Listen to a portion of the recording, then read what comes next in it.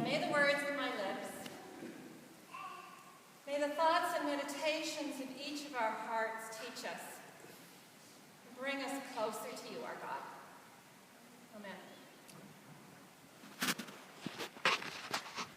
Okay, I'm going to start with a confession. There is a reason why I am very insistent on doing a sunrise service on Easter, even though it means I get up at about 10 to 6 in the morning.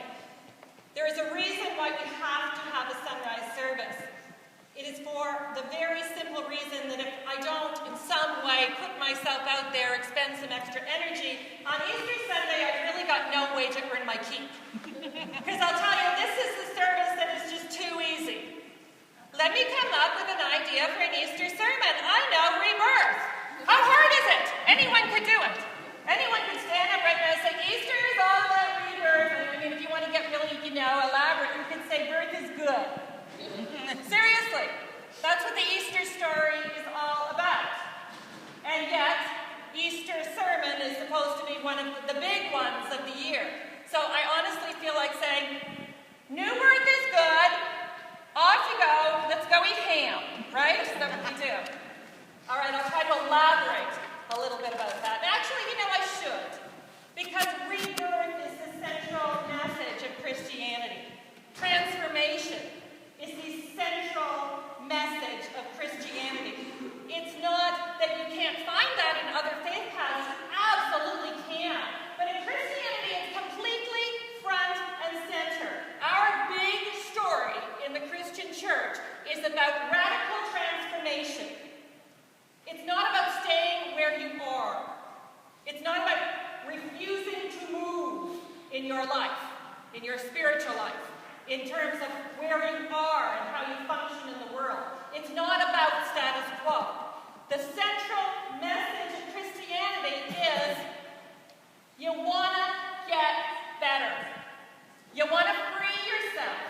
You want to figure out what's holding you down in your life, what's not working for you, what's causing you to feel like you're sitting in that tomb with the stone in front of it and you can't get out. Figure out what that is, what those issues are, what that devil is in your life. And we're going to move beyond it. We're going to free ourselves. We're going to be transformed. There's going to be new birth. It's a tremendously challenging message. It's exciting. It's a blessing, but it's challenging. And even as I say it, I realize that yes, the message is birth is good, but it's also got to be, but it's not easy. It's not easy. Birth is good, but sometimes it's really, really, really hard. Spring is a time when I'm always reminded for myself about how hard birth is, because I have, in fact, given birth many, many, many times. Twice.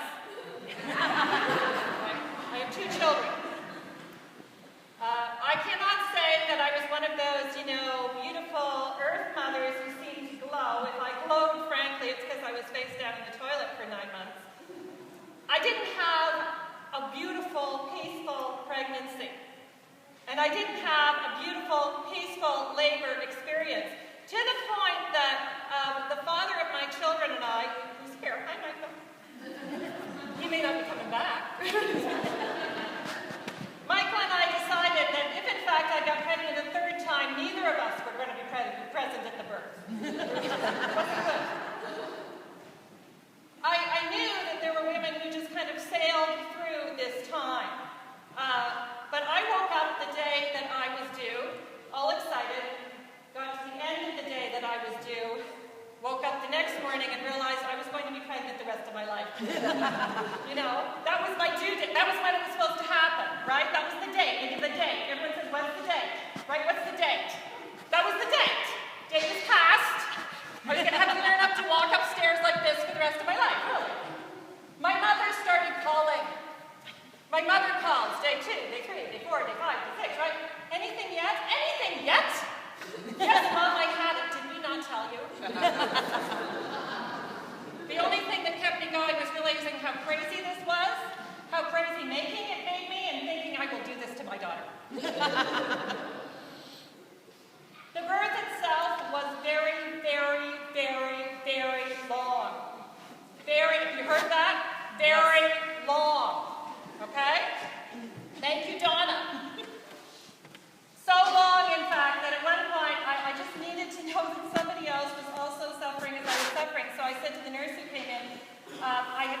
another woman in my prenatal class had come in the same time, and I said, how's she doing? Is she making it? You know, is she hanging in there? Is she making it? And the nurse said, oh, she left ages ago. Yeah, she and the twins. It went on a really long time. And I wanted drugs, okay? None of this natural talent. I'm sorry, but this is it. I wanted the drugs. I wanted all the drugs. The woman who gave me the drugs is in my will. My kids are in their 20s. I still want the drugs. It was not the most beautiful, perfect birth experience that anyone has ever described. So yeah, birth is good, but boy, it was not easy. A couple of years ago, I had occasion to be at another kind of birth, and I was reminded of the same thing. I served for 2 years in Saskatchewan, serving 3 small towns, 3 churches in 3 small towns. And of course, this being the time of year, something was being born everywhere. Lambs were being born, calves were being born. So one day I headed out to one of my friends' farms because I wanted to see a calving, right? Now, I have to tell you, the same thing, right? For a few days beforehand, I keep saying to anyone, anything yet, anything yet? Can you not tell when this is going to happen? And they said, you've had kids, right? So finally somebody calls, calf ready to be born, head over to Dwayne Ayer's farm. He and I are standing out there in the cold, watching this one calf, right, who he claims is ready. Now, off in the pasture over here, another baby's born, off in the pasture over there, another baby's born. I mean, it's like everywhere, but not my cow. My cow's wandering around, she's sniffing everything. Dwayne says, oh, she knows that there's supposed to be a calf, so she goes and sniffs the other calves, hoping that it's already happened, and this is one of hers, and it so got that. So she wanders around, she sniffs the other calf, she lies down, she stands up, she relieves herself in many ways. I understood that as well. She moves pathetically, she looks at us, she rolls her eyes. This went on for a very, very, very, very, very long time. And then finally, the cow takes one more big whoop and lies down, and she heaves, and she heaves, and she heaves, and suddenly out pops this squirmy, wiggly, filthy sack, and out of the sack comes this tiny little snout. And we hear a tiny little moo. And I wept. And the cow automatically turns around, licks off the calf. I don't know how they know to do this. Licks off the calf, and within, I think, 2 minutes, the calf was standing up on its feet, perfect and very much alive. Birth isn't easy. It's not easy, but boy, is it good. The story that we hear in the Bible is exactly this story of birth. Jesus Christ shows us what birth really looks like. Because we think that birth in our lives means maybe we'll improve on this habit.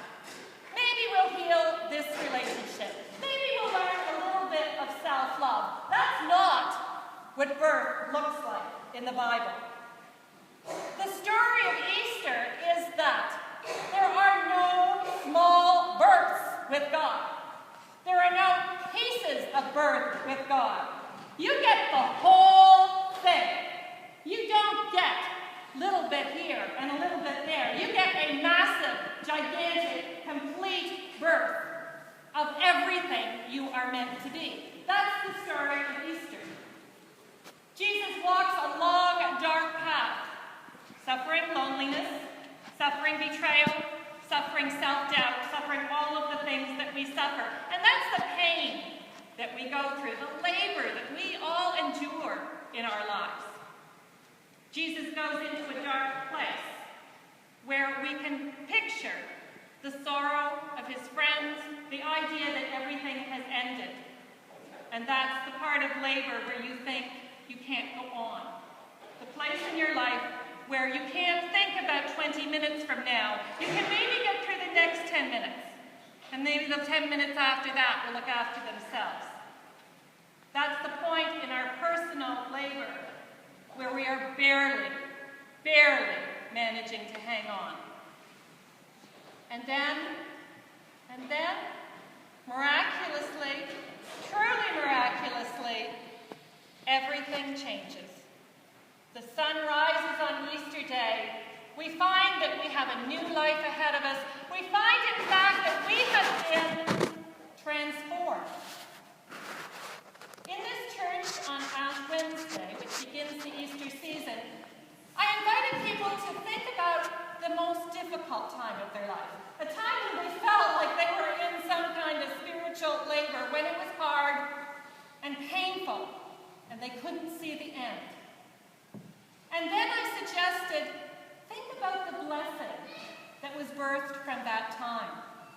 Think about the good that came into your life because of that difficult, laborious, scary time. What was the birth that occurred? Because you labored hard and seemingly alone. Easter morning is the reassurance that birth comes to us all. But even more than that, it's the reassurance that we don't have to do this alone.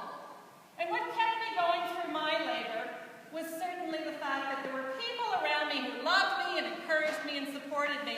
And the nurse who said to me when I was in hour, 857 or something like that, she said to me, honey, it doesn't matter how long this takes.